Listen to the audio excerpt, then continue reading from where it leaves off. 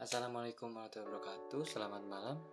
Saya Muhammad Diranika Ramadan Taji dengan NIM 1222012. Izin mempresentasikan tentang tema peran pendidikan dan media dalam membangun kesadaran berkontribusi dan nasionalisme di era digital. Pertama, tema ini sangat penting karena di tengah kemajuan teknologi saat ini justru muncul tantangan besar dalam menjaga semangat kebangsaan dan pemahaman konstitusi. Nah, seperti pada slide pertama bisa dilihat.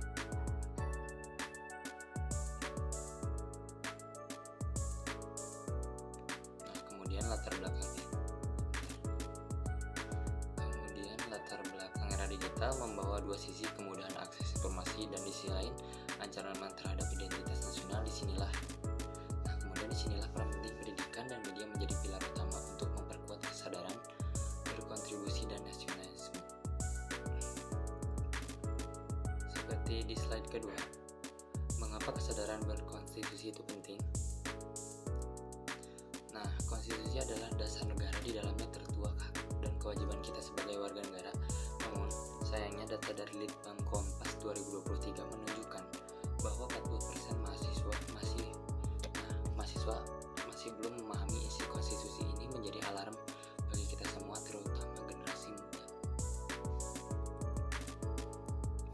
Nasionalisme di era digital, tantangan dan peluang. Tantangannya, kita menghadapi radikalisme digital, hoaks, dan identitas ganda akibat globalisasi. Nah, kemudian peluangnya, namun di sisi lain media sosial juga membuka peluang untuk mempromosikan budaya dan membangun patriotisme digital. Apa peran penting di pendidikan? Melalui kurikulum seperti PPKN dan diskusi tentang Pancasila dan UUD 1945, siswa dibentuk sejak dini. Guru atau dosen juga punya peran penting sebagai role model. Studi Kemendikbudristek 2022 menunjukkan pendidikan karakter mampu meningkatkan perilaku positif siswa sebesar 20%. Kemudian, apa peran media untuk menyebarkan informasi dan membentuk opini? Nah, seperti media massa seperti TV dan koran menyampaikan informasi edukatif, tapi sekarang media sosial seperti TikTok, contohnya lah Instagram, YouTube, jauh lebih berpengaruh. 70% mahasiswa mendapatkan info politik, hukum, dan sebagainya itu dari media sosial seperti Twitter juga. Maka media digital menjadi kunci utama membentuk opini publik.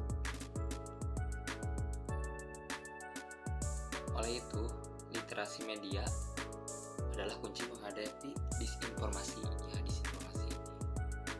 Seperti contohnya, kita harus bisa memilah informasi. Literasi media penting untuk pertama mengevaluasi isi konten, kedua mencegah penyebaran hoax. Apa itu tuh benar dulu apa enggak, bisa dilihat dari internet.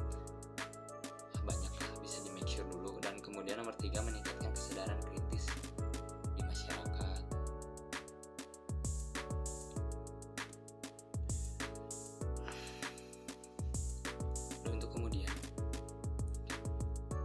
Sinergi pendidikan dan media membangun ekosistem positif.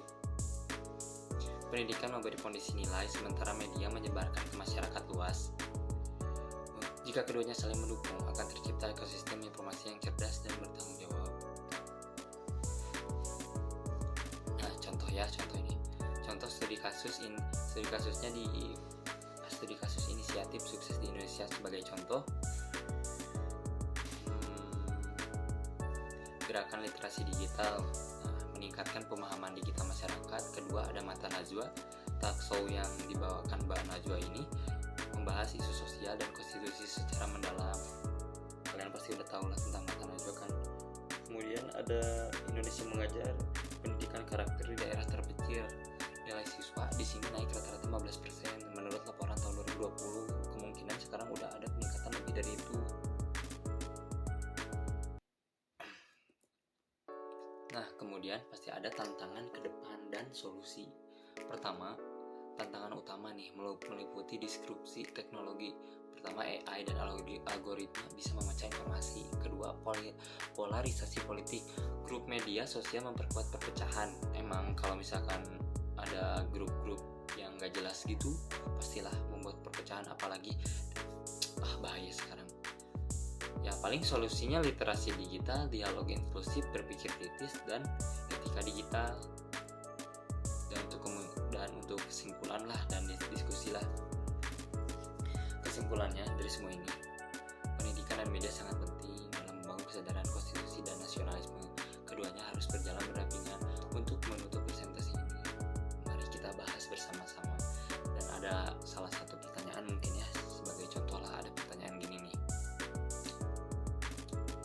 Bagaimana kita memanfaatkan media sosial untuk meningkatkan kesadaran berkontribusi dan nasionalisme pada generasi muda atau generasi Gen Z lah bahasanya tuh.